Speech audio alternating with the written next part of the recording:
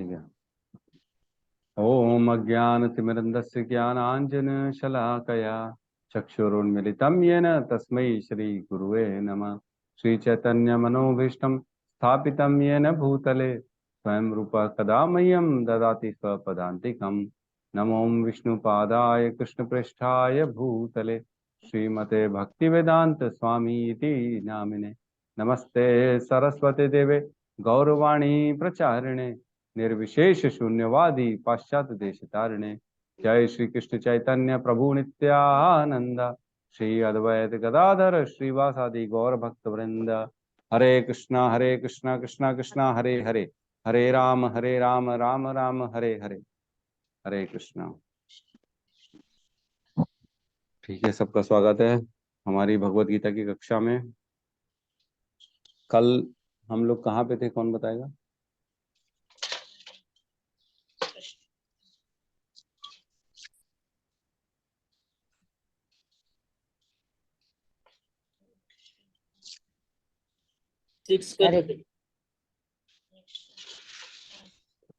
Fix तो हो गया था ना अपना।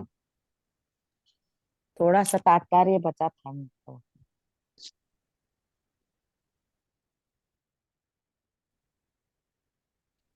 जिस प्रकार सब सर्वत्र प्रवाहमान प्रबल वायु सदैव आकाश में स्थित रहती है, उसी प्रकार समस्त उत्पन्न प्राणियों को मुझ में स्थित जानो।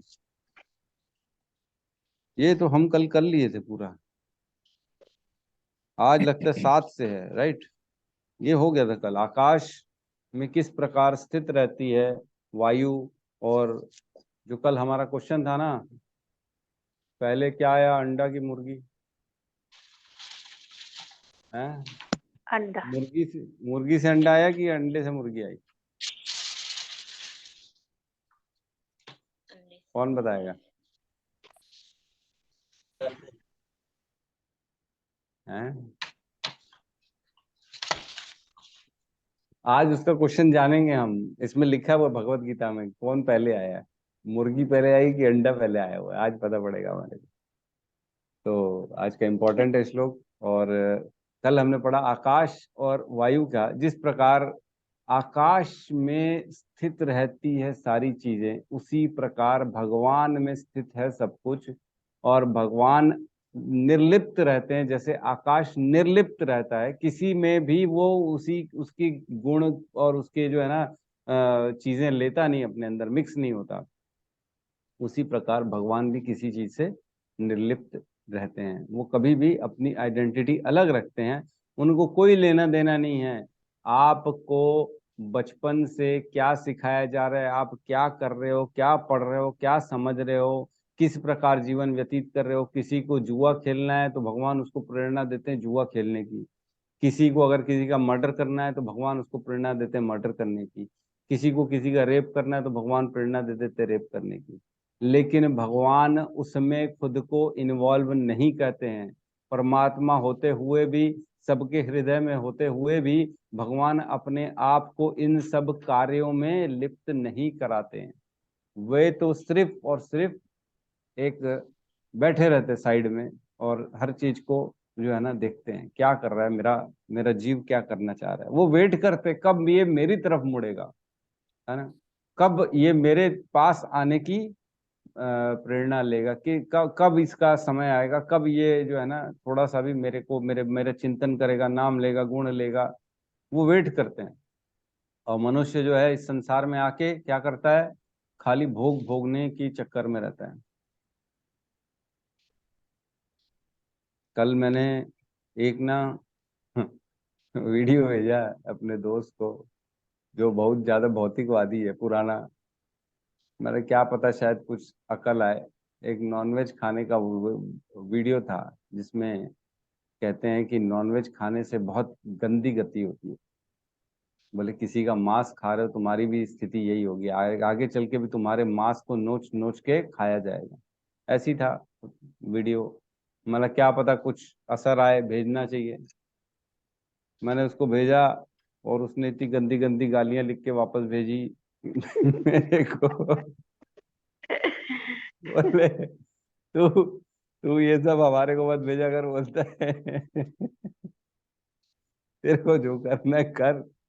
बहुत गंदी गंदी गाली लिख के भेजी। मैं मेरे को बड़ा गंदा लगा कि मैंने क्या कर दिया।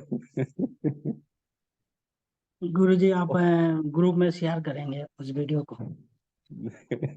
ग्रुप में शेयर करेंगे। जी आप लोग भी सब उठ पटांग बोलोगे। नहीं नहीं गुरुजी नहीं बोलेंगे। कौन सा देखो प्रभु जी गाली दिया उसको शेयर करना है कि वो वाला? दोनों प्रभु जी, ना कितना भागा भक्त है प्रभु, कितना भागा जीव है प्रभु जी। हाँ, तो बड़ा मेरे को बहुत दुख हुआ। रात को बहुत दुख हुआ मेरे को। मैं अपनी वाइफ को भी दिखाया, देख ऐसे ऐसे किया इसने। तो उनको भी दुख हुआ। बोले कैसे संतों के बारे में कैसे कोई कुछ भी बोल देता है, वैष्णवों के बारे में इतना गंदा गंदा लिखना, गाली बकना। और सिर्फ वो भी हमें खाने भेज दीजिएगा, हम भी थोड़ा गाली खा लेंगे किसी को भेज के। के। ठीक है ठीक है। प्रभु जी उनके पास वही है तो वही देंगे ना, जिसके पास जो रहता है वही देता है ना प्रभु जी। हाँ एकदम सही कहा माता जी ने, एकदम सही कहा, बहुत बढ़िया, बहुत सुंदर जवाब। संतरे के अंदर से संतरे का जूस निकलेगा, है ना। वैष्णव के अंदर से गीता का ज्ञान निकलेगा। और जो ऐसे लोग हैं इनके अंदर से यही निकलेगा जो उनके अंदर में है। ठीक बोला माता जी ने, बहुत बढ़िया। चलो बहुत बहुत धन्यवाद। प्रवेश करते हैं आज हमारी भगवत गीता की क्लास में। ठीक हरे है। कृष्णा प्रभु जी। जी माता प्रभु जी, हरे जी कृष्ण। फास्ट आज है क्या कल है? कल, कल फास्ट है। मेरे को कल आवाज, रात को 12 बजे के बाद प्रभु जी फास्ट। आप, हाँ जी जी, आवाज नहीं आ रही थी। अभी आ रही है आवाज? हाँ प्रभु जी। मान लो कल फास्ट है।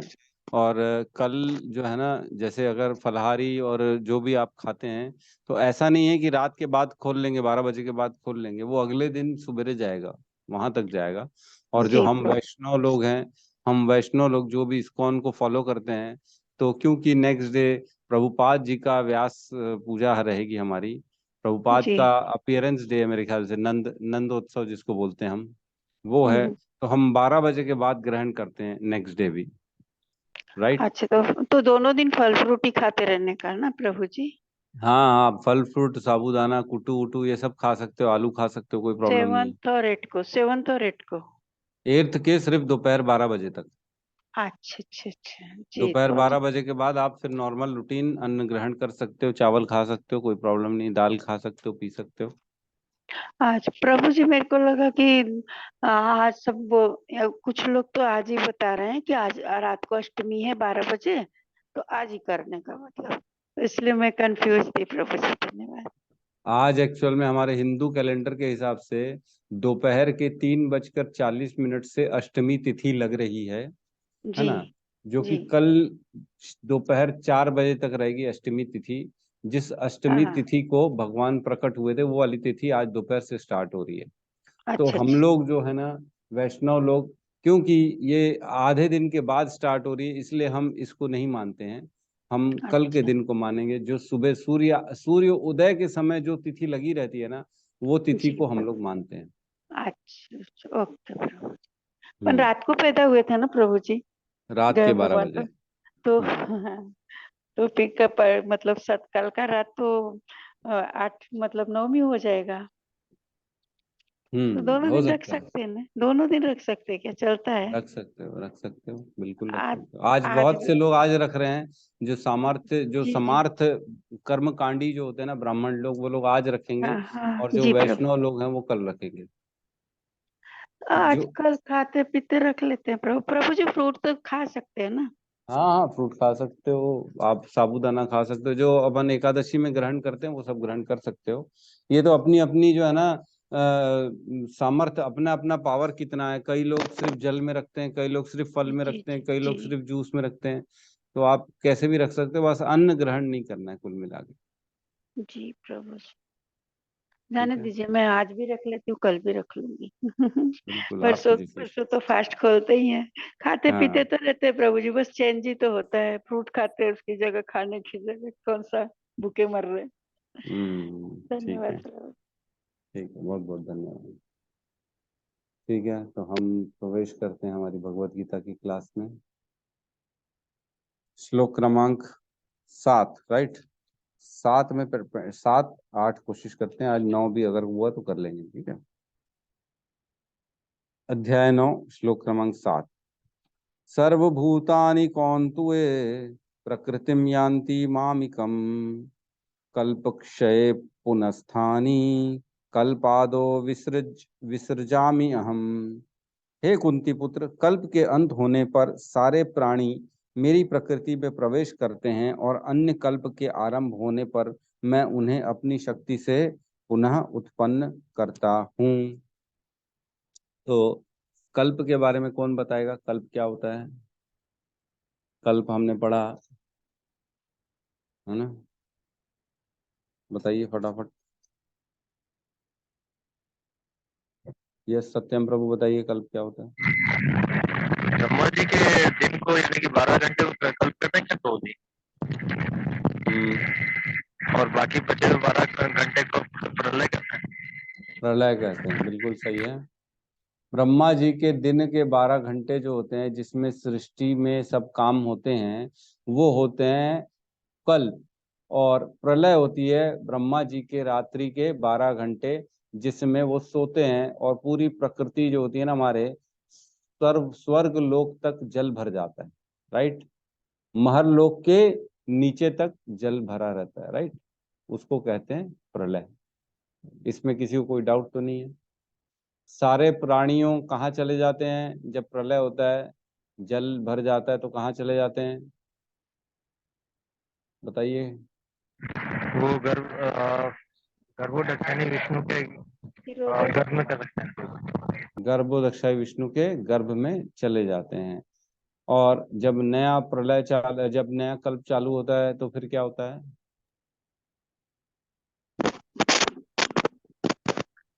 भगवान जी एक दृष्टि डालते हैं फिर से शुरू हो जाते हैं प्रभु जी। तो नहीं, भगवान जी दृष्टि नहीं डालते हैं कल्प के समय, वो तो जब नया ब्रह्मांड की रचना होती है तब दृष्टि डालते हैं।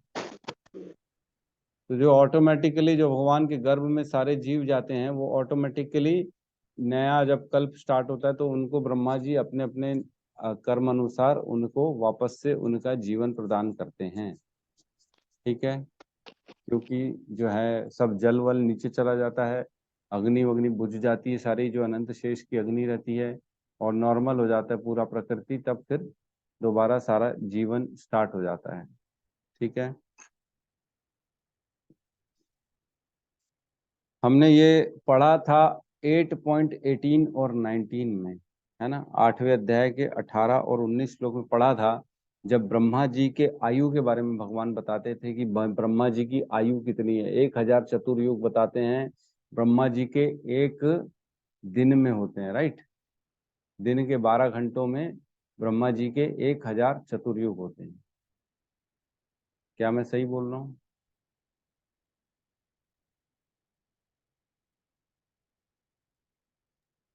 यस प्रभु जी। सही बोल रहा हूँ, 1000 चतुर्युग होते हैं।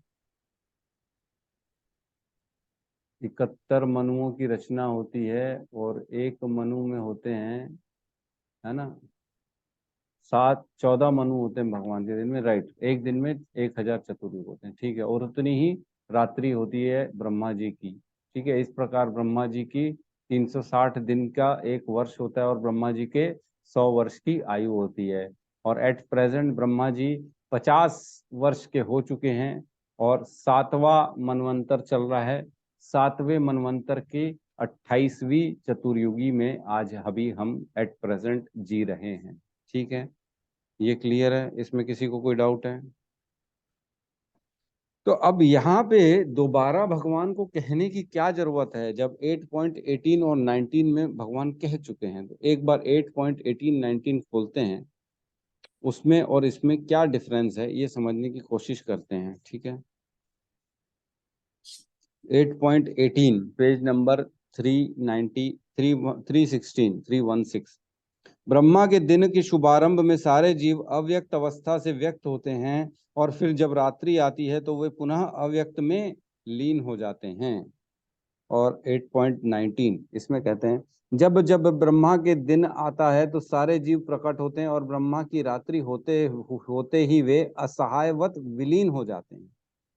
ठीक है, ये भगवान ने पहले बताया है ऑलरेडी कि जब ब्रह्मा का दिन आता है तब सारे जो है ना व्यक्त परिस्थिति में आते हैं जीव, और जब ब्रह्मा की रात्रि आती है तो अव्यक्त हो जाते हैं, असहायवश, फोर्स्ड है ना। हमने ये पढ़ चुके हैं 8 और 8.18 और 19।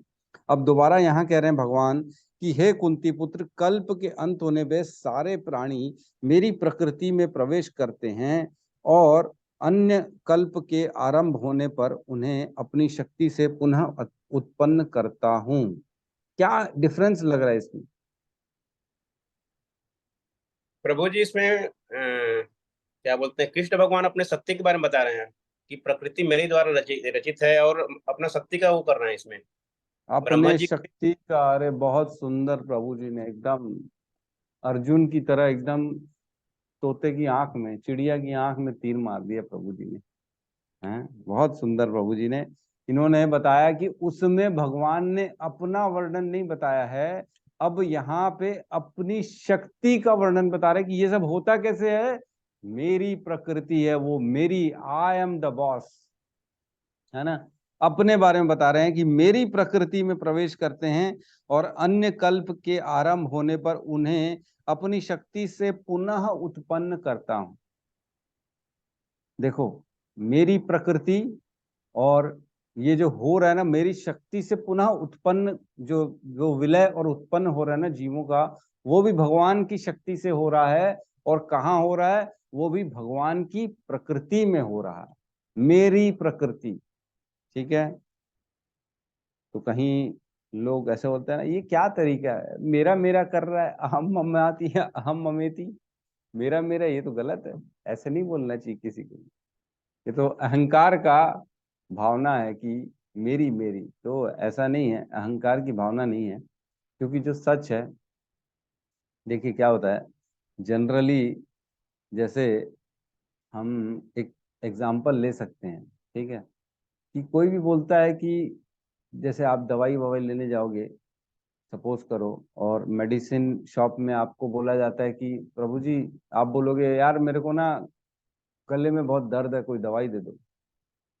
तो दवाई दुकान वाला बोलेगा प्रभु जी ऐसा मत किया करो, आप ना किसी डॉक्टर से पूछ लिया करो तो ज्यादा अच्छा रहेगा।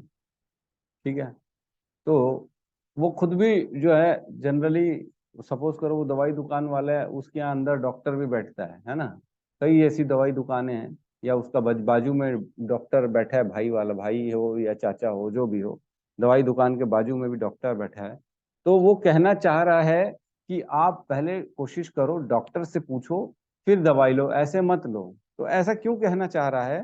ताकि आप जाओ तो कम से कम उसके बाजू वाले डॉक्टर के पास चले जाओ, है ना। नहीं जाना है तो किसी भी डॉक्टर के पास चले जाओ, लेकिन दवाई डॉक्टर से पूछ के लो। ठीक है, तो वो तब कहेगा जब एक डॉक्टर नहीं 50 डॉक्टर हैं। ठीक है, आप किसी भी डॉक्टर के पास चले जाओ, उससे ले लो। ऐसा करो भाई, मेरी मेरी बात नहीं मानते हो, मेरे चाचा को नहीं मानते हो, मेरे बाजू भाई वाले को नहीं मानते हो, तो लेकिन किसी के पास भी जाओ, ऐसे में तो आप गलत खा लोगे, गलत गड़बड़ हो सकती है। तो ऐसा क्यों बोल रहा है? ताकि आप किसी डॉक्टर के पास जाओ, है ना। एक डॉक्टर नहीं, वहाँ 4-5 डॉक्टर हैं, एक नहीं, आप किसी के पास भी चले जाओ। ऐसा नहीं कि उसी के पास जाओ, लेकिन जाओ। कोशिश ये है कि उसी के खास के पास जाओ, लेकिन किसी के पास भी जाओ। तो ऐसा तब बोला जा रहा है जब बहुत सारे डॉक्टर हैं। अगर सिंगल एक ही डॉक्टर होगा पूरे रायपुर शहर में तो क्या बोलेगा? वो तो बोलेगा ना प्रभु जी वो ना सत्यम प्रभु डॉक्टर है, उनके पास ही जाओ, उनसे पूछ के आ पाओ, ऐसे मत आओ। क्योंकि एक ही डॉक्टर है और उसका नाम लेना पड़ेगा, उसके अलावा कोई डॉक्टर ही नहीं है। ठीक है, वैसे ही भगवान यहाँ पे मेरी प्रकृति कह रहे, क्योंकि सब कुछ भगवान का है। ऐसा नहीं है कि भगवान कोई और भी है। अगर कोई और भी भगवान होता तो भगवान बोलते कि भगवानों की प्रकृति में प्रवेश करता है, या मेरे जैसे और भी लोगों हैं उनके में प्रवेश करता है। ऐसा नहीं है, क्योंकि सिर्फ और सिर्फ एकला प्रभु कृष्ण, और सब भृत्य हैं, उनके इशारे पे नाच रहे हैं। प्रभु श्री कृष्ण एक ही है, तो भगवान जब एक ही है तो वो अपनी प्रकृति के बारे में बोलेंगे ही, मजबूरी में बोलेंगे, हाँ भैया मेरी मेरी फैक्ट्री है, तो बोलेंगे मेरी फैक्ट्री है भैया, और किसी की नहीं है, मेरी है, मैं क्या करूं। तो मजबूरी में भी भगवान बोलते हैं कि मेरी प्रकृति है और मेरी प्रकृति में प्रवेश करता है और अन्य कल्प के आरंभ होने पर मैं उन्हें अपनी शक्ति से पुनः उत्पन्न करता हूँ। मेरी शक्ति से दोबारा वो उत्पन्न होते हैं, वापस से वो जीव को अपना शरीर, अपने कर्म अनुसार सारी चीजें प्राप्त होती हैं। हम इसको पढ़ेंगे अभी आगे तात्पर्य में, ठीक है। तो यहाँ बेसिकली भगवान अपने आप की एक तो पावर का वर्णन कर रहे हैं कि मेरी शक्ति के बारे में समझ लो, मेरी शक्ति क्या है, और दूसरी चीज ये बता रहे हैं कि मैं एक व्यक्ति हूँ, राइट। जब मैं और मेरी बात आती है तो आदमी क्या करता है, अपनी पर्सनैलिटी के बारे में बात कर रहा है, वो अपने बारे में बात कर रहा है, अपने व्यक्तित्व के बारे में बता रहा है कि मेरे पास ये आइटम है। जो खुद निराकार हो, अगर उसका कोई आकार नहीं हो, सर्वत्र हो, तो वो कैसे बोलेंगे कि मेरी, अलग से अपनी आइडेंटिटी भगवान यहाँ पे बता रहे हैं। तो एक चीज और इसमें ना समझने की है कि भगवान जो प्रकृति एक तो भगवान की है, ठीक है, इसमें जो व्यक्ति का बार बार प्रलय और कल्प में उत्पन्न हो रहा है, जा रहा है, तो इसमें ना एक डिटेल में 4 तरह के प्रलय बताए गए हैं, ठीक है। 4 तरह के प्रलय बताए गए हैं। कौन कौन से प्रलय बताए गए हैं?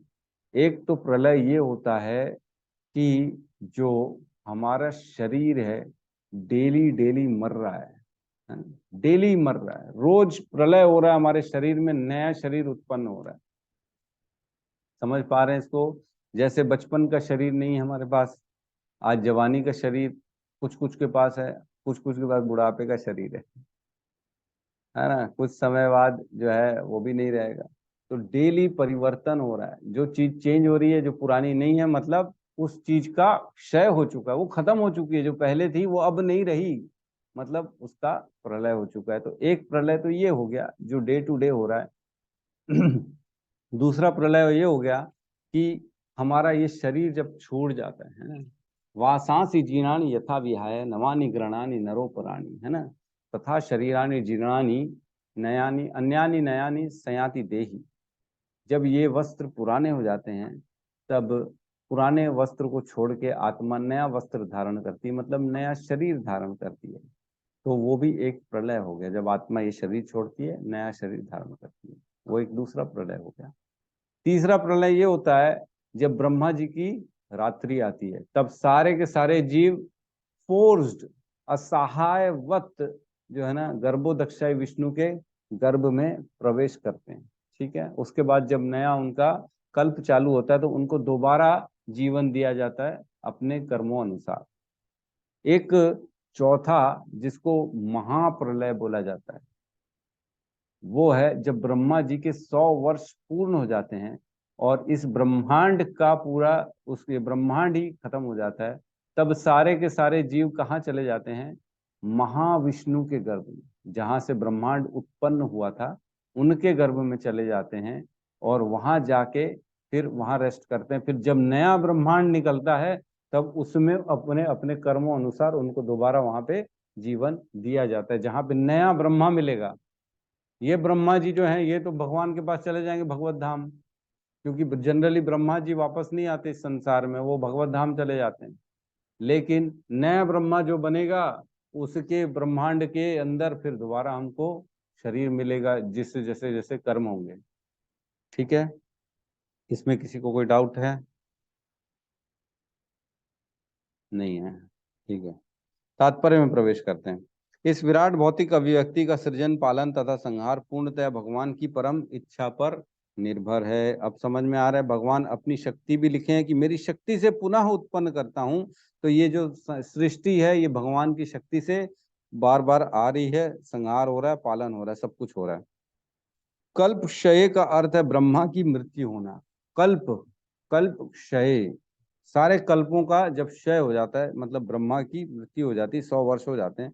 ब्रह्मा के 100 वर्ष जीवित रहते हैं और उनका एक दिन हमारे 43 लाख, ब्रह्मा जी का एक दिन हमारे जो भी लिखा है इतने वर्षों के तुल्य है। रात्रि भी इतने ही वर्षों की होती है। ब्रह्मा का एक महीना ऐसे 30 दिनों से तथा 30 रात होती है और उनके एक वर्ष में ऐसे 12 महीने होते हैं। ऐसे 100 वर्ष के बाद ब्रह्मा जी की मृत्यु होती है, जो प्रलय होता है, जिसका अर्थ है भगवान द्वारा प्रकट शक्ति पुनः सिमट कर उन्हीं में चली जाती है। पुनः जब विराट जगत को प्रकट करने की आवश्यकता होती है तो उनकी इच्छा से सृष्टि उत्पन्न होती है। एको अहम बहुश्याम, यद्यपि मैं अकेला हूं किंतु मैं अनेक हो जाऊंगा। छांदोग्य उपनिषद 6.2.3। यद्यपि मैं अकेला हूं किंतु मैं अनेक हो जाऊंगा, है ना। सब कुछ भगवान ही बना रहे हैं, भगवान के द्वारा ही हमने देखा आत्मा भी उत्पन्न होती है। सारे विष्णु जो हैं, महाविष्णु हो, गर्भोदक्षाई विष्णु हो, क्षीरोदक्षाई विष्णु हो, सब भगवान के ही एक्सपेंशंस हैं। पहले पहले बलराम के रूप में भगवान अपना विस्तार करते हैं, फिर प्रद्युमन, फिर जो है अनंत शेष, और अलग अलग अपने जितने भी विस्तार करते हैं भगवान, सब भगवान से ही हो रहे हैं, है ना। और यद्यपि मैं अकेला हूं किंतु मैं अनेक हो जाऊंगा। यह वैदिक सूत्र छांदोग्य उपनिषद से है। वे इस भौतिक शक्ति में अपना विस्तार करते हैं और सारी विराट अभिव्यक्ति पुनः गठित हो जाती है। ठीक है, तो भगवान की ये सृष्टि के बारे में चर्चा चल रही है कि भगवान किस प्रकार इतनी सुंदर सृष्टि को बनाते हैं। लोग फिर भी इसमें कितने नेगेटिव ढूंढते हैं, नहीं, ये गलत हो गया। कई लोग पहले एक छोटे थे तो एक कहानी आती थी, इतना बोले जो कलिंदर है उसका पेड़ तो छोटा सा होता है और वो छोटे छोटे जो अमरूद हैं उनके पेड़ बड़े बड़े होते हैं। तो कौन तो होशियार था, बोलता है छोटे छोटे फलों का पेड़ छोटा होना चाहिए, बड़े बड़े फलों का पेड़ बड़ा होना चाहिए। ऐसी कहानी सुनते थे, जो गिर जाता है उसके सर पे तब समझ में आता है हाँ नहीं नहीं भगवान ने सही किया जो है, नहीं तो अगर बड़ा फल गिरता मेरे सर में तो मेरा सर ही फूट जाता। ठीक है, तो इस प्रकार भगवान की रचना जो होती है, सबके पीछे भगवान के कारण होते हैं, और जो भी भगवान ने रचना की है बहुत सुंदर रचना की। हम देखते हैं कितने प्यारे प्यारे, कई बार टीवी में देखते हैं ना हम, यहाँ की ऐड, वहाँ की जू, चिड़ियाघर की ऐड दिखाते, कैसे के प्यारे प्यारे जानवर दिखाते हैं, कलरफुल उनकी बॉडी है, कलरफुल इतने सारे पेड़ पौधे हैं, सुगंधित हैं, क्या क्या नहीं है इस सृष्टि में।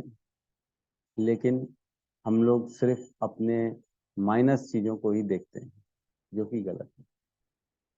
भगवान की सृष्टि में भगवान का हमको मतलब ये देखने की जो है ना आंखें होनी चाहिए कि किस प्रकार भगवान ने इतना सुंदर सृष्टि बनाई। मेरी प्रकृति, प्रकृति की सुंदरता का श्रेय भगवान को देना चाहिए। हर बार जब भी कुछ अच्छा देखें तो यही सोचें वाह भगवान ने कितना अद्भुत बनाया है, कृष्ण की लीला अपरंपार है। मैं डेली निकलता हूँ घर में बाहर फूल चुनने के लिए भगवान के, और जैसे आरती के समय फूल चढ़ाते हैं भगवान के चरण में, मैं डेली सोचता हूँ क्या कर रहा है भगवान ने। डेली रात को मैं डेली सुबह फूल तोड़ देता हूँ, अगले दिन फिर नए फूल उग जाते हैं। और सिर्फ उन्हीं के फूल तोड़ के उन्हीं के चरण चरण में अर्पित करने से कितना बताओ हमारे को पुण्य भगवान दे देते हैं। आप ही की चीज आप ही की जेब से निकाल के 100 रुपए मैं आप ही को दे दूं, लो मेरी तरफ से 100 रुपए, और आप प्रसन्न हो जाओ, अरे वाह यार वाह, धन्यवाद तूने मेरे को 100 रुपए दिए, तेरा मैं आभारी रहूंगा। तो ये कोई तर्क है? ये तो कोई बात ही नहीं है। वैसे ही भगवान कर रहे हैं, उन्हीं की चीज को निकाल के हम उन्हीं को दे रहे हैं और भगवान खुश हो जा रहे हैं। देखो कितने बेचारे सादे हैं।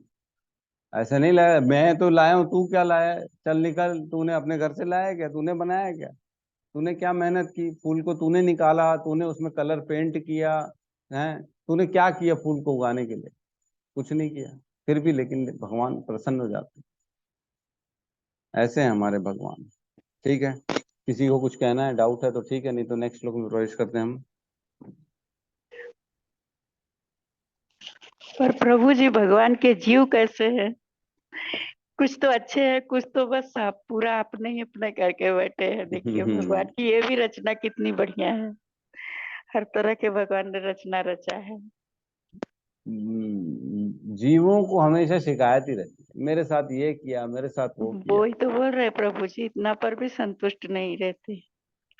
कभी नहीं संतुष्ट रहते। ये समझने की बात है कि जो भोग रहे हैं, जो सुख और दुख हमारे पास हैं उसका कारण स्वयं हम हैं। ये समझना बहुत इंपॉर्टेंट है। यस, मानसी माता जी कुछ कहना चाहती हैं? हरे कृष्णा प्रभु जी, दंडवत प्रणाम। प्रभु जी, धन्यवाद, जैसे प्रणाम। कि मल्टी यूनिवर्स है बोलते हैं, तो फिर मल्टी यूनिवर्स के तो अलग अलग ब्रह्मा होते हैं, तो प्रलय क्या सब जगह अलग अलग होता है कि एक साथ होता है?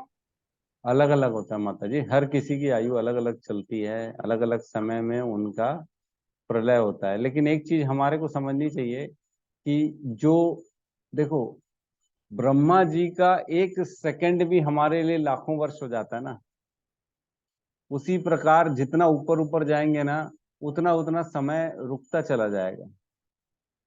तो सबका समय जो है ना अलग अलग चलता है, लेकिन भगवान पीछे जो है ना वो काल शक्ति है, उनके लिए समय की कोई मायने नहीं रहते। वो आगे पीछे सब अपने आप कर सकते हैं, हम नहीं कर सकते। हमको काल में बहना पड़ेगा, समय में, समय के अंतराल में हमको आगे पीछे होना ही पड़ेगा। लेकिन भगवान के साथ ऐसा नहीं है, वो समय के अधीन नहीं है भगवान। तो जो ऊपर, जितना जितना ऊपर चले जाएंगे, ब्रह्मा जी के ऊपर चले जाएंगे, ब्रह्मांड के बाहर चले जाएंगे, तो आप काल शक्ति के बाहर हो जाते हैं फिर। जी प्रभु जी। ठीक है माता जी? ठीक है, नेक्स्ट श्लोक में हम प्रवेश करते हैं। राइट, श्लोक क्रमांक 8। प्रकृतिम स्वाम अवष्टभ्य विसृजामि पुनः पुनः भूतग्राम भूतग्रामम इमं कृत्स्नम अवश्यम प्रकृते वशात्।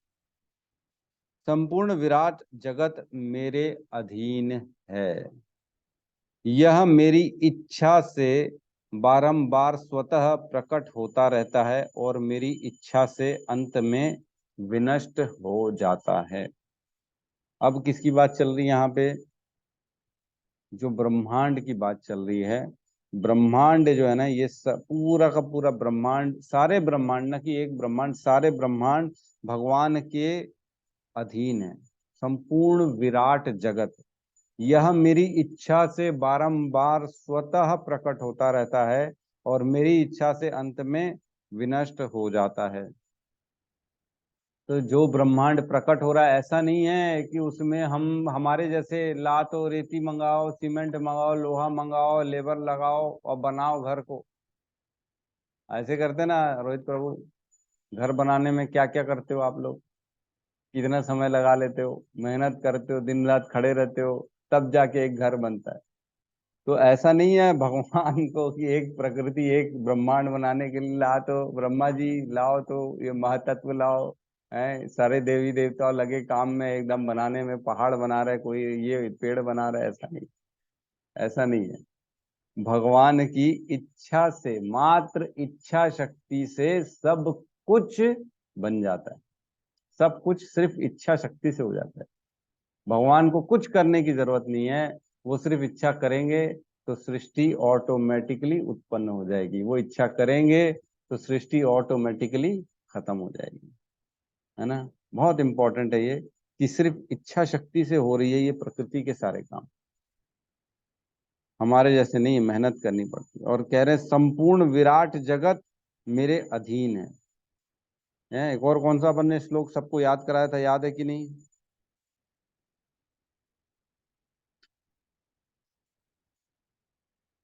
भगवान सबसे ऊपर है, इसका कौन सा श्लोक था, याद है?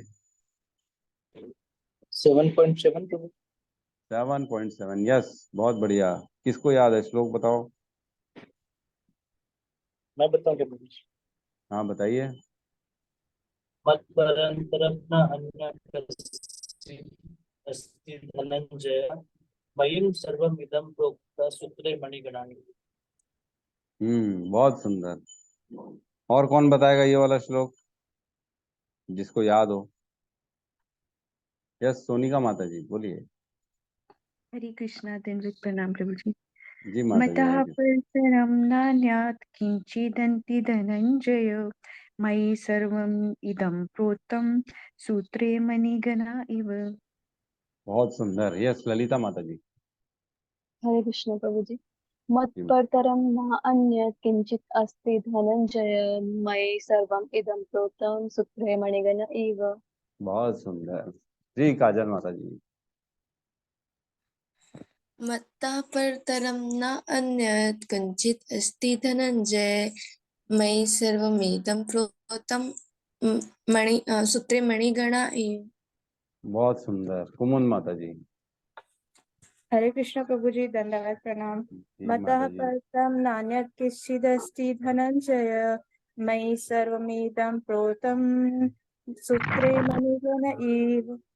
बहुत सुंदर। बोलिए सत्यम प्रभु। मतः परतं नान्यत् किंचित् अस्ति धनंजय मयि सर्वं इदं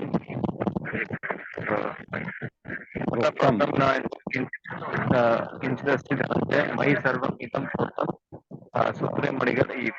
बहुत सुंदर। ठीक है। और कौन है? अरे वाह, सोनाली माता जी। बोलिए माता जी। यस। हरे कृष्ण प्रभु जी। मत्तः परतरं नान्यत् किंचिदस्ति धनंजय मयि सर्वम् इदं प्रोक्तं सूत्रे मणिगणा इव। बहुत सुंदर।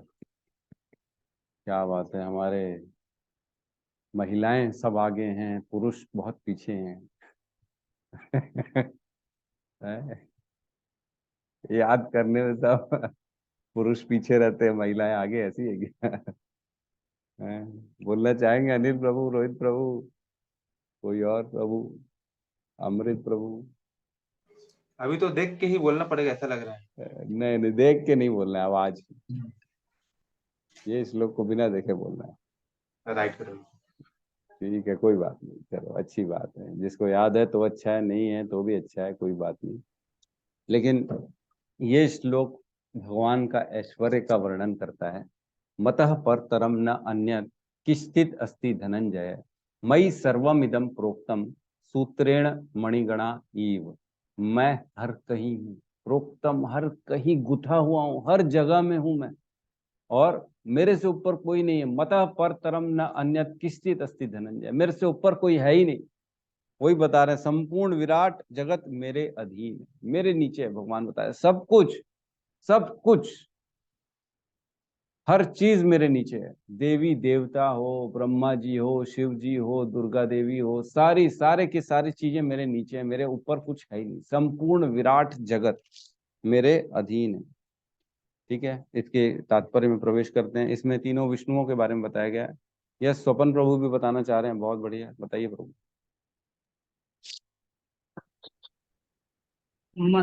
मतः परतरं न अन्य किंचित अस्ति धनंजय मैं सर्व इदं सूत्रे मणिगणा इम।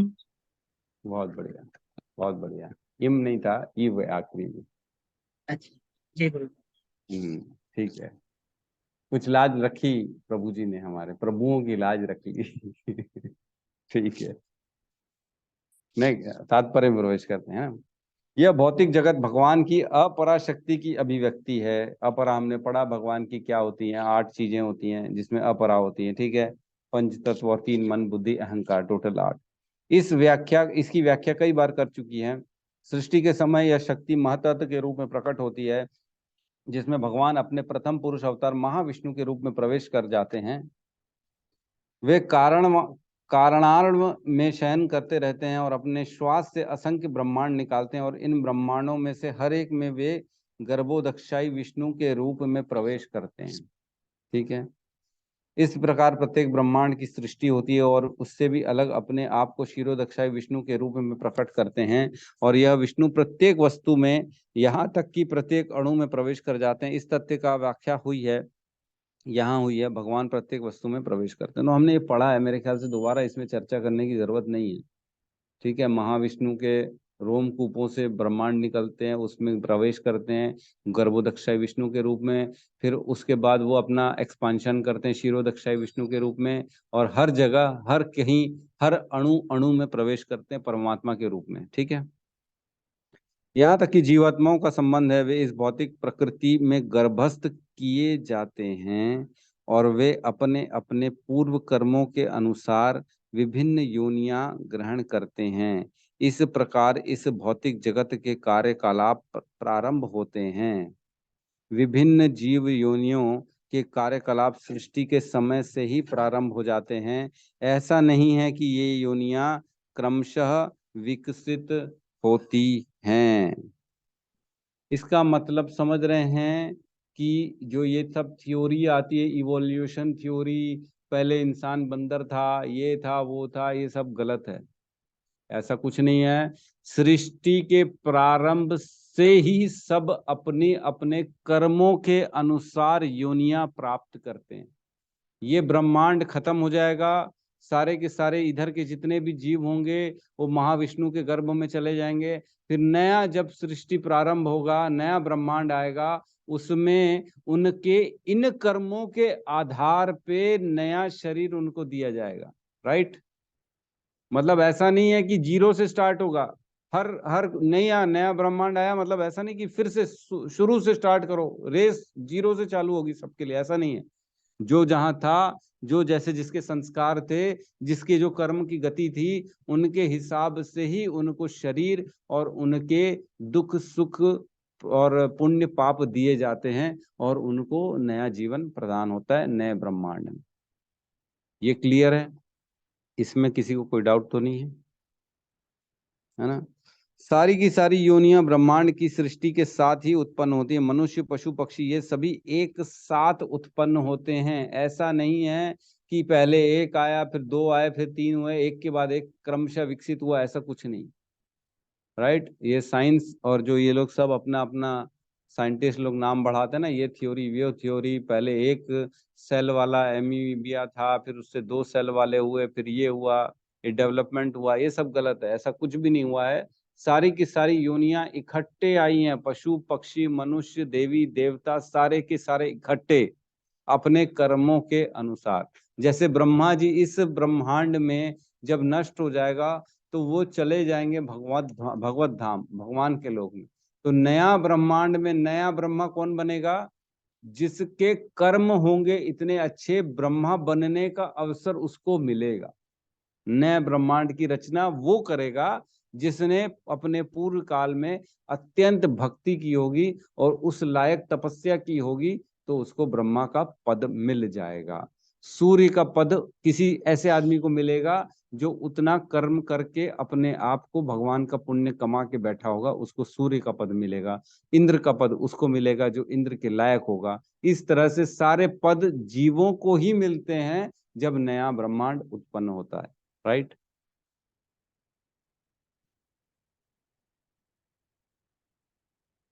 क्योंकि वे पूर्व प्रलय के समय जीवों को जो जो इच्छाएं थी वे पुनः प्रकट होती हैं। इसका स्पष्ट संकेत अवशम शब्द से मिलता है कि जीवों को इस प्रक्रिया से कोई सरोकार नहीं रहता। पूर्व सृष्टि में जिस जिस अवस्था में थे वे उस अवस्था में पुनः प्रकट होते हैं और यह सब भगवान की इच्छा से ही संपन्न होता है। यही भगवान की अचिंत्य शक्ति है। यही तो भगवान की अचिंत्य शक्ति, हम तो सोच नहीं सकते हैं। आज अगर एक इस कंट्री में ही सोचो, किसी का टैक्स बाकी हो जाता है, किसी से लेना है देना है, सरकार इतनी परेशान हो जाती है, लोग पैसा नहीं दे रहे हैं, टैक्स नहीं पटा रहे हैं, किसी के घर रेड मार रहे हैं, किसी के घर ईडी जा रही है लेने पैसा, है ना, किसी का इनकम टैक्स ब्लॉक हो जा रहा है, किसी का बैंक अकाउंट ब्लॉक हो रहा है। क्यों? सरकार को पैसा नहीं दे रहा कोई भी। कहीं ना कहीं लफड़े चल रहे हैं। इतने इतने छोटे से प्रदेश में, भारत जैसे देश में मात्र 130 करोड़ जहाँ की जनता है, वहां पे ही इतना गड़बड़ घोटाला हो रहा है। इतनी बड़ी प्रकृति में सोचो, एक एक इंसान के कर्म, एक एक कर्म के अनुसार उसकी गति देना भगवान के लिए कितना अचिंत्य है। मतलब हमारे लिए अचिंत्य है, भगवान तो खाली इच्छा से कर रहे हैं, उनकी इच्छा हो रही है और ये हो जा रहा है। सोचो, ये है भगवान की अचिंत्य शक्ति। विभिन्न योनियों को उत्पन्न करने के बाद भगवान का उनसे कोई नाता नहीं रह जाता। यह सृष्टि विभिन्न जीवों की रुचियों को पूरा करने के उद्देश्य से की जाती है, अतः भगवान इनमें किसी भी तरह से बद्ध नहीं होते हैं। चाहे सुअर हो, चाहे कुत्ता हो, चाहे बिल्ली हो, भगवान उनमें कोई भेदभाव नहीं देखते हैं। भगवान की नजर में सब समान है, सारे भगवान के जीव हैं। भगवान सरोकार नहीं करते हैं उससे कि ये किस रूप में उत्पन्न हुआ है, क्या कर्म कर रहा है। भगवान हर समय अपने आप को जीवात्माओं के साथ रखते हैं, लेकिन निर्लिप्त रखते हैं। वो उनके कर्मों में कभी भी अपने आप को इन्वॉल्व नहीं करते, है ना। देखो, एक चीज समझने की, जब बच्चा पैदा होता है, बच्चे को कोई खाना सिखाता है क्या? छोटा सा बच्चा है, आज 2-5 दिन का, उसको कोई खाना सिखाता है क्या? उसके मुंह में डालो सब खा लेता है वो, सब खा लेता है वो, उसको कुछ नहीं। सोना कोई सिखाता है क्या उसको? सोना भी नहीं सिखाते। तो इस सारी चीजें वो सब सीख के आता है, लेकिन भगवान की भक्ति नहीं सीख के आता। उसको सिखाना पड़ता है, भक्ति करो, ऐसा करो, वैसा करो। तो भगवान जो है ना, चीजों अपने आप को न्यूट्रल रखते। जो पुराने कर्म आपके होते हैं उसके अनुसार ही आपका शरीर आपको प्राप्त होता है। तो ऐसा भी कह सकते हैं, जो आज हमारा शरीर मिला है, ये जो हमारी शरीर की संरचना है, जिस परिस्थिति में हम आज हैं, जो भी हमारे सामने चुनौतियां आ रही हैं, उसका कारण हमारे पूर्व जन्म के कर्म ही हैं। उनके कारण ही स्पेशल शरीर मिला है, स्पेशल स्थान मिला है, स्पेशल हर चीज जो हमको मिली है, वो हमारे कर्मों के अनुसार ही मिली है। राइट जी। रोहित प्रभु कुछ कहना चाह रहे हैं? नहीं प्रभु जी, वो गलती से हो गया था। गलती से हो गया, ठीक है। तो इस प्रकार ये जो है ना, प्रकृति में बारंबार स्वतः प्रकट होती है और विनष्ट होती है भगवान की इच्छा मात्र से। तो इसमें कुछ श्लोक का रेफरेंसेस है, चाहे तो लिख सकते हैं। श्लोक क्रमांक 2.13, 10.8, 3.5, 7.14 और 14.03, 14.3।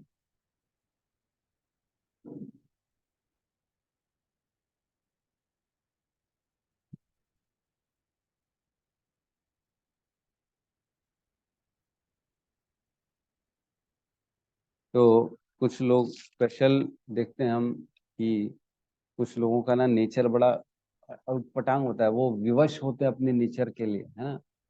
आप भी देखते होंगे, कुछ लोगों से बोलते हैं, अरे विवश है यार, इससे मत बोलो, ये उलझो मत, पागल दिमाग का है, इसको बोलोगे तो ये आपके साथ गलत व्यवहार कर लेगा, या ऐसा है या वैसा है। तो वो अपने व्यवहार से विवश हैं। क्यों विवश हैं? क्योंकि उनको ऐसा शरीर प्रदान किया गया है, और वो भी कौन से? अपने पिछले कर्मों के अनुसार उनको ऐसा संस्कार मिला है, जिससे वो आगे अपने मतलब विवश होके करते हैं। तो ये सारा जो है ना, पिछले कर्मों के कारण होता है। ठीक है, किसी का कोई डाउट है तो ले सकते हैं। श्री कृष्ण प्रभु जी, दंडवत प्रणाम। प्रभु जी, माता जी। जैसे कि वो पिछले कर्मों के हिसाब से विवश है, दूसरे के साथ अत्याचार कर रहे हैं, तो अगला तो ये समझेगा कि चलो मेरे कर्मों का फल है, जो ये मुझे मिला है, ऐसा कर रहा है। पर वो जो अब कर रहे हैं, तो वो अपना हिसाब पूरा करे क्या? इन कर्मों का उनको आगे हिसाब देना है। नहीं, मैं समझा नहीं, क्या क्वेश्चन है आपका? जैसे प्रभु जी, अभी आप बोल रहे ना, कुछ लोगों का स्वभाव ऐसा होता है, कर्मों के हिसाब से कुछ भी बुरा करते हैं, बुरा सोचते हैं, बुरा करते रहते हैं किसी का भी। तो वो जो है, जिसके साथ करते हैं, वो तो समझता है कि ये मेरे कर्मों का फल है, जो ये मुझे मिला है, नहीं तो अच्छा भी मिलता था। लेकिन जो हिसाब, जो बुरा कर रहे हैं, वो उनका हिसाब पूरा ही हो रहा है क्या? उनके कर्मों का हिसाब आगे तैयार हो रहा है? देखो, जो बुरा कर रहे हैं वो बुरा इसलिए नहीं कर रहे हैं क्योंकि उनके कर्म पिछले, देखो आज जो हमारा व्यवहार है ना, जो बिहेवियर है, उसका कारण हमारा पिछला जो है ना, वो जीवन था। लेकिन अगर आज मैं गंदे कर्म कर रहा हूँ, किसी के साथ पाप कर रहा हूँ, उसका कारण ये नहीं है कि मैंने पिछले जन्म में पाप किया तो आज भी पाप करूंगा, ये नहीं, कभी नहीं। आज का चॉइस मेरे पास है। आज की परिस्थितियां जरूर विपरीत हो सकती हैं, उन परिस्थितियों में आदमी बह जाता है, इसलिए गलत करता है वो। आपका थोड़ा सा डिस्टरबेंस ज्यादा आता है माता जी, मैं म्यूट कर रहा हूँ आपको एक मिनट। तो मैं बताना चाह रहा हूँ कि आदमी गंदे कर्म, जो पाप और पुण्य करता है ना, पाप, जैसे आपका जो क्वेश्चन है कि मैं पिछले जन्मों के कारण उसका ऐसा हुआ और आज भी वो पाप कर रहा है, तो ऐसा नहीं है। पाप करने का कारण तो आज ही है और मेरी चॉइस है, लेकिन आज की परिस्थितियां जो है ना वो पिछले जन्मों के कारण आती हैं। ठीक है, उन परिस्थितियों के अनुसार अगर मैं विवेकवान बुद्धि वाला मनुष्य बनूंगा, किसी गुरु, किसी वैष्णव, किसी साधु के संग में रह के अगर मेरे को ये समझ में आ गया कि मेरे को आज कैसा रिएक्ट करना चाहिए, तो मैं प्रॉपर एज पर शास्त्र अनुकूल वैसा करूंगा। लेकिन क्योंकि मेरे पास कोई संग नहीं है, मेरे पास ऐसा कोई पुण्य नहीं है, इसलिए मैं प्रकृति के द्वारा उत्पन्न परिस्थितियों के अनुसार गलत काम करते जाता हूँ, करते जाता हूँ और ये सोचता हूँ कि ये मेरे से होता जा रहा है, होता जा रहा है, इसके पीछे करता मैं नहीं हूँ। लेकिन ये गलत है, ऐसा नहीं। नहीं प्रभु, परिस्थिति मेरा जी सवाल कि वो जो बिहेव है उसका पिछले जन्म का उसका व्यवहार की वजह से है, पिछले जन्म से आया। लेकिन जो वो कर रहा है पूरा व्यवहार, तो पिछले व्यवहार जो है उसका हिसाब और जो अगला बर्दाश्त कर रहा है, तो वो तो बर्दाश्त कर रहा है कि चलो मेरा मेरा उसमें लिखा है ये मिला, नहीं तो नहीं मिलता था। लेकिन करने वाले को पिछले जन्म का हिसाब ही जो जिसके साथ कर रहा है पूरा हो रहा है, क्या जो नया हिसाब कर रहा है, नया जो उल्टा पुल्टा कुछ भी बोल रहा है उसका भी हिसाब है आगे, उसका हिसाब पूरा, उसका सजा है उसको। इसमें दो चीजें होती हैं। देखिए, एक तो जी वो आपके साथ इसलिए गलत कर रहा है क्योंकि शायद आपने पिछले जन्मों में उनके साथ गलत किया, एक तो ये पार्ट हो सकता है। ठीक है, जी और एक दूसरा पार्ट ये भी हो सकता है कि वो अपने नए कर्म बना रहा है। ठीक है, दोनों हो सकते हैं क्योंकि हम बद्ध अवस्था में हम नहीं जानते कि एक्चुअल परिस्थिति क्या है। इन दोनों के दोनों हो सकते हैं। इसके अलावा तीसरी चीज एक और हो सकती है कि शायद आपने पिछले जन्म में गलत किया हो, लेकिन अब इस जन्म में उसको समझ में आ गया है कि मैं अपने कर्म को खत्म करूं, इस चक्र को खत्म करूं, तो वो अपने कर्मों को काटने के लिए सब चीजों से दूर हो जाता है। नहीं, मेरे को गलत किसी के साथ नहीं करना, जी तो इस प्रकार कर्म कट जाता है वो। तो ये परिस्थितियां हम नहीं समझ सकते कि कोई गलत काम, गलत जो कर रहा है वो मैंने गलत कर्म किया इसलिए वो कर रहा है, वापस चेंज करने के लिए, नलीफाई करने के लिए, या अपने नए कर्म बना रहा है। लेकिन जिसके साथ ये हो रहा है, जिसके साथ गलत हो रहा है, उसको तो यही सोचना चाहिए कि मैंने गलत किया इसलिए मेरे साथ गलत हो रहा है। जी ठीक है, धन्यवाद प्रभु जी समझाने के लिए। मैं वही कंफ्यूज था, अगला तो अपना हिसाब करके पूरा हो गया, मतलब अभी अभी वो जो नया नया कर रहा है उसका परिणाम उसको भगवान देते हैं क्या नहीं देते हैं, तो इसका तो कुछ पता ही नहीं है ना। नहीं वो ये नया नहीं पता लगा। हिसाब कर रहा है क्या पूरा कर रहा है, अपने लिए बना रहा है अपना हिसाब पूरा कर रहा है। जी प्रभु, धन्यवाद, जी, प्रणाम। अनिल प्रभु कुछ कहना चाहेंगे? हरे कृष्ण प्रभु जी। जी प्रभु जी। प्रभु जी बस एक रियलाइजेशन बताना था, जैसे कि पिछले श्लोक में हम पढ़ेंगे ना, बहुत ही इंपॉर्टेंट है ये जो सातवां जो सर्वभूतानि कौन्तेय प्रकृति में अंतिमामि काम। इसमें इसमें बताते हैं कि जो कल्प का मतलब है ना, जब कल्प क्षय होता है मतलब ब्रह्मा जी की मृत्यु होती है, उसके बाद वो दोबारा सृजन करते हैं। तो इसमें एक पॉइंट इसमें बहुत अच्छा लगा प्रभु जी मेरे को। ब्रह्मा जी के एक दिन में मतलब ना ये 4 अरब 30 करोड़ साल होता है, अगर मानवीय घटनाओं के कैलकुलेशन करें तो। मतलब ब्रह्मा जी का जो 12 घंटे है ना, वो 4 अरब 30 करोड़ है। ये केवल 12 घंटे की बात है। अब सेम ब्रह्मा जी वैसे 30 दिन जीते हैं, फिर 1 साल, ऐसा करके 50 साल। तो हम कैलकुलेशन करेंगे तो पाएंगे मतलब ब्रह्मा जी का वो 1 साल है तो वो कितना है कि हम वो कितना जीरो लगाना है हमको ये भी नहीं मालूम। और अगर इसी को अगर पकड़े 4 अरब 30 करोड़ मतलब ब्रह्मा जी का 12 घंटा, मतलब ये जो चर्चा चल रही है केवल 12 घंटे के ऊपर है। ब्रह्मा जी का 12 घंटा मतलब 4 अरब 30 करोड़। और हमने ये भी पढ़ा कि ब्रह्मा जी बार बार आते हैं, मरते हैं, फिर सृजन करते हैं, फिर वो मरेगा, उसके बाद फिर से सृजन होगा। तो कहने का नहीं, मतलब ऐसा नहीं है, ऐसा नहीं है, मेरी बात सुनो। ब्रह्मा जो है बार बार, एक ही आदमी नहीं, एक ही जीव नहीं है जो ब्रह्मा बन रहा है। ब्रह्मा हाँ प्रभु जी। कोई दूसरा बनेगा, नेक्स्ट ब्रह्मा जो बनेगा वो कोई और बनेगा, वही ब्रह्मा नहीं बनेगा। हाँ प्रभु जी, मैं उसी टॉपिक पे आ रहा था, मतलब नए अच्छा। ब्रह्मा आएंगे, मतलब नई हाँ। गद्दी लेगी, उसके बाद फिर से सृजन होगा। बट कहने हम्म। का मतलब ये था प्रभु जी, कंक्लूजन मतलब जब से सृष्टि बना है ना जाने कितने ब्रह्मा आए और गए, लेकिन अभी भी हम लोग मनुष्य योनि में है। मैं ये मतलब बात करना चाहता हाँ बिल्कुल हूँ, अभी सही तक का हमको पॉइंट, मुक्ति नहीं मिली है। बिल्कुल सही। और यही विचारवान जो व्यक्ति है ना, इसी गहराई में घुस जाता है कि ओ बाप रे बाप, सर पकड़ के बैठ जाएगा, इतना समय मेरे को हो चुका है इस संसार में। उसको मालूम ही नहीं है कितनी बार क्या क्या बना है, कितने जीवन हो चुके हैं, इतने ब्रह्मांड से क्रॉस हो के आज भी यहीं अटका हुआ है। मतलब आज यहाँ हम मनुष्य योनि में है, मतलब अनंत अनंत समय से हम इस जवन मृत्यु योनियों के चक्कर में पड़े हुए हैं। कभी ऊपर देवता तक गए होंगे, कभी नीचे गए होंगे, है ना, नीचे के लोकों में भी गए होंगे, कभी कीड़े मकोड़े सब बने होंगे, हर हर योनि बन चुके। जो भी योनि देखते हो ना आप अपने आप को एक बार फील कर लेना, मैं ये बन चुका हूँ। पेड़ पौधे वृक्ष घास खच्चर कीड़े मकोड़े मेंढक मच्छर सब बन चुके हैं हम। ये आप जिसको भी देखोगे ये सोचना, ये मैं एक दिन ऐसा था। निकलना है तो अब शॉर्टकट है। यस प्रभु जी। तो यही प्रभु जी, जैसे कि मैं ना बार बार ये श्लोक में डालते रहता हूँ कि जो मेरे को जो रियलाइजेशन होता है ना, जैसे कि 7वें अध्याय का 3रा श्लोक, मनुष्याणाम सहस्रेषु कश्चित् सिद्धते वाला, और उसके बाद एक और श्लोक है 7:19।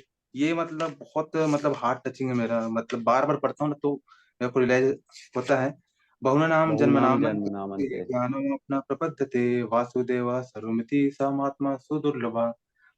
मतलब जैसे कि आपने कई बार डिस्कशन भी किया प्रभु जी, इससे पहले हम लोग पहले गणेश जी की पूजा करते थे, भगवान शिव की पूजा करते थे, कभी इंद्र को मानते होंगे या फिर सूर्य देव। मतलब हम लोग कितना करोड़ों और खरबों बार हम लोग आए हैं, जन्म लिए हैं, कीट पतंग हाथी घोड़ा, अब जाके हमको ये इस्कॉन हमको मिला है ना, भक्तों का साथ मिला है। हम समझ गए कि भगवान कृष्ण ही सर्वे सर्व है, वो सर्व कारणों के मूल कारण है। तो हमको जब से सृष्टि बनी तब से लेकर आज हमको रियलाइजेशन हुआ है कि हम भगवत गीता को पढ़ें समझें, या फिर हमको ये अंडरस्टैंड हो कि जो मनुष्य योनि कितना सुदुर्लभ है। मतलब जब से आपने एक एग्जांपल भी दिया था रेत का, कि वही रेत का कण दोबारा हमको मिले, जो कितनी पॉसिबिलिटी है, 99% तो नहीं है, बट 0.001% है कि वही रेत आपको मिले समुद्र के अंदर से निकल के। तो कहते हैं ना प्रभु जी, मनुष्य जीवन बहुत दुर्लभ है। तो ये जब मैं श्लोक पढ़ता हूँ ना, तो इसीलिए मैं ना अभी आजकल गीता का जो प्रीचिंग है ना, अपने लेवल पे मैं यही सब चीज उनको बताता हूँ। 7वें अध्याय का 7वां श्लोक, 7वें अध्याय का 19वां श्लोक, या फिर आपका जो बोलते हैं ना सत्य पे सत्ता, वो मेरे को अच्छा लगा। सत्य पे सत्ता जो अभी जो संपूर्ण सृष्टि है वो भगो क्या बोलते हैं, जो मोती की माला होती है उसके टाइप से है ना। मत्तः परतरम नान्यत् किंचित् अस्ति हाँ, धनंजय।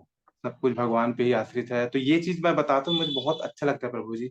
इवन जैसे कि हमने जो पिछले श्लोक पढ़ा ना 3 महाविष्णु के बारे में, वो भी काफी इंटरेस्टिंग है। पहले वे महाविष्णु बनेंगे, उसके बाद फिर अपना विस्तार करेंगे गर्भोदकशाही के विष्णु में, उसके बाद फिर वो अपना विस्तार करेंगे क्षीरोदकशाही के विष्णु में, और वही क्षीरोदकशाही विष्णु वो कण कण में जाएंगे, फिर परमात्मा रूप में मतलब वास करेंगे। फिर वही विष्णु वो क्षीर सागर में रहेंगे और माता लक्ष्मी उनकी पैदावागी। तो ये टॉपिक इतना सब्जेक्ट इतना इंटरेस्टिंग है ना कि हम बार बार जब पढ़ते हैं ना तो और पढ़ने का मन लगता है। मतलब बहुत ही इंटरेस्टिंग है मेरे लिए। इंटरेस्टिंग है। और हम्म, इसलिए इंटरेस्टिंग है कि मैं फंसा हुआ हूं और कैसे निकलूं, दूसरों को भी बताऊं कि तुम भी फंसे हुए हो, जाल में फंसे हुए हो। राइट। ये राइट। चीज का जिस दिन ज्ञान होगा ना, उस दिन आदमी सच्ची श्रद्धा से भक्ति में लगेगा, भगवान का नाम लेगा और कैसे भी करके इस जन्म मृत्यु के चक्र को काट के बाहर निकलने का प्रयास चालू करेगा। यही ज्ञान तो हमको चाहिए कि सबके अंदर आए, कि हम कर क्या रहे हैं, परेशान हैं जन्म मृत्यु के चक्र में, इतना समय हो गया है, कब जागोगे, है ना। होता है ना, जीव जागो गौर चंद्र बोले, कौथा जाए निद्रा माया पिसा चीर कोले। कब तक माया की गोद में सोते रहोगे, जागो जागो जीवो जागो, और तैयारी करो निकलने की यहाँ से। सोते रहोगे नहीं तो यहाँ माया, बस माया तो क्या है, सुख दुख का चक्कर है। अपनों परायों में फंसा के रखेगी, ये मेरा ये तुम्हारा, ये गरीब ये अमीर, ये अच्छा बुरा, मान सम्मान, मेरा तुम्हारा, खुशी गम, इसी में फंसा के रखेगी। इन सब से ऊपर उठो और निकलो बाहर, जन्म मृत्यु के चक्र से बाहर। बहुत सही कहा प्रभु जी ने, यही रियलाइजेशन तो भगवत गीता का होता है। ये रियलाइजेशन अगर है तो आप सही सही मार्ग पे चल रहे हो। अगर ये रियलाइजेशन नहीं है, कमी है, तो मतलब आपका मार्ग गलत है। और प्रभु जी मैं एक चीज और बोलना चाहूंगा, उसके बाद क्लास फिनिश करते हैं, टाइम भी हो गया। मैं अभी बीच में जैसे घर गया था ना, तो मैं आपको ही बताया था कि मैं जब गांव जाता हूँ तो बहुत सारे खेत हैं और इतने सारे पेड़ पौधे आते हैं ना, मतलब एक क्षेत्र को आप काउंट करोगे ना, तो करोड़ों और खरबों की संख्या में, मतलब घास, धान की बाली, पेड़ पौधे, फिर कीड़े मकोड़े। ये मैं केवल अपने घर की बात कर रहा हूँ, लेकिन आप जब शिवरी नारायण से आप रायपुर आओगे ना, हजारों हजारों हजारों करोड़ों की संख्या में पेड़ पौधे हैं, और हर एक पेड़ पौधा अपने आप मतलब जीवात्मा है। और इसके अलावा जैसे कि मैं घर भी गया था ना, तो मेरे यहाँ खीर रखा था, बट उसको हम लोगों ने फ्रिज में रखना भूल गए। तो मैंने कल उसको देखा, मतलब 6 से 7 दिन बाद भी, एक कटोरी ये ढका, इसमें है क्या। मैं जैसे ही खोल के देखा ना प्रभु जी, इतना गंदा स्मेल आया ना, फिर ध्यान से देखा था उसमें कीड़े उत्पन्न हो गए थे। तो मैं सोचा ये कभी मनुष्य रहा होगा, अब देखो उसकी गति क्या होगी, वो कीड़ा बन गया है, मतलब व्हाइट कलर का, मतलब देखने में एकदम मतलब इतना सारा कीड़ा पैदा हो गया था ना कि मैं उसको अपन काउंट नहीं कर सकते।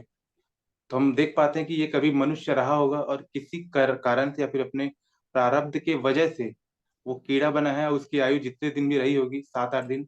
कल ही मैंने उसको फेंक दिया नाली में, अब पता नहीं उसका योनि कहाँ है, वो दोबारा नाली बन गया, फिर कहीं और शरीर में चला गया होगा ऐसा। ठीक है। सोनिका माता जी का भी हैंड रेज है, उनको भी बोलिए। माता जी आप क्या बोलना चाह रहे हैं? हरे कृष्ण प्रभु जी। प्रभु जी, जैसे आपने बोला कि जब सृष्टि करते हैं भगवान, तो सभी जीवों को एक साथ जन्म मिलता है, जैसे पशु पक्षी जो भी हैं सब एक साथ मिलता है। तो प्रभु जी मेरा क्वेश्चन ये है कि जब पहली बार सृष्टि हुई है, तब सभी को एक साथ कैसे, मतलब जैसे पेड़ पौधों में कॉन्शियस लेवल बहुत लो होता है ना, मनुष्य में ज्यादा होता है, तो फिर उनके तो कोई कर्म नहीं हुए होंगे तब, फिर ये मेरे को समझ में नहीं आ रहा। देखो ये जो क्वेश्चन है ना, इस क्वेश्चन का आंसर तो एक्चुअल में नहीं है ना, क्योंकि देखिए ये जीरो लेवल कब हुआ होगा, ये एक्चुअल में क्या, देखो ये तब हो सकता है, ये इसका आंसर तब मिल सकता है जब हम गोलोक वृंदावन धाम चले जाएं, इस भौतिक ब्रह्मांड के बाहर निकल जाएं, तब इसका आंसर मिल सकता है। क्योंकि वहां पे काल शक्ति का काम नहीं होता, वहां पे आपको सब अचिंत सब पता पड़ जाएगा कि कैसे क्या हो रहा है। लेकिन यहाँ पे हम बद्ध अवस्था में हैं, कूप मंडूक न्याय चल रहा है यहाँ पे, कुएं के मेंढक के अनुसार रहते हैं। कुएं के मेंढक को कुछ नहीं मालूम कि सागर में क्या हो रहा है, कितना बड़ा सागर है। उसी प्रकार हम ये चीजों का आंसर नहीं दे सकते। इवन प्रभुपाद से भी किसी ने ये क्वेश्चन पूछा था, तो प्रभुपाद ने भी बोला था कि क्वेश्चन इज नॉट दैट कि ये सृष्टि जीरो कहाँ से हुई, हमको कैसे मिला, शुरुआत कैसे हुई। क्वेश्चन इज दिस कि आज इस स्थिति से हम निकलेंगे कैसे, इस पर ये क्वेश्चन होना चाहिए। अब जो हो गया, पता नहीं क्या हुआ, इसका तो कोई आंसर नहीं। जो कहते हैं बस कि हमने इच्छा करी भगवान से प्रभुत्व जताने की, तो हमको इस संसार में भेज दिया गया कि आप भी जाओ।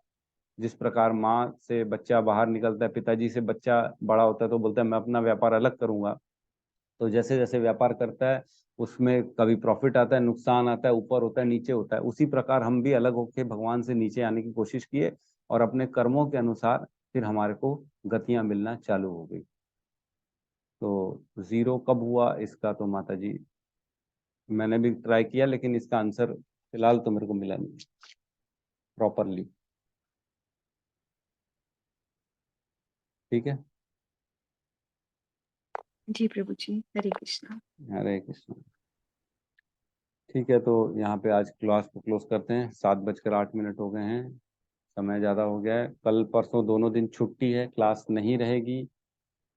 7 और 8 छुट्टी, 9 से क्लास रहेगी, और वो भी सिर्फ रियलाइजेशन और यही सब चर्चा करेंगे ना, जो आज हमारी चर्चाएं अधूरी हो गई है।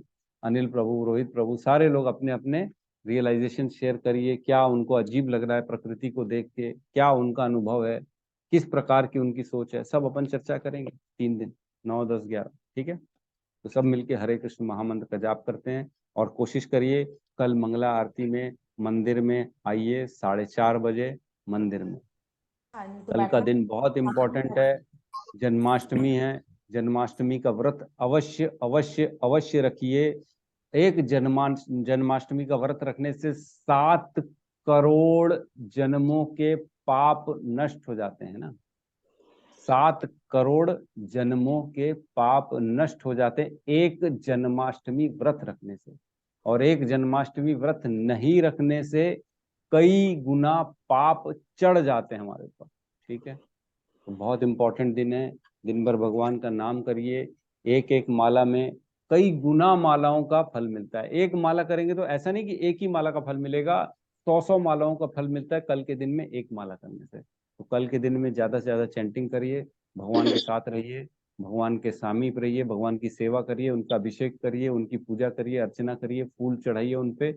हर चीज का बहुत बहुत बहुत पुण्य मिलता है। ठीक है, सब हरे मिलके। कृष्ण। धन्यवाद। जी माता जी, हरे कृष्ण।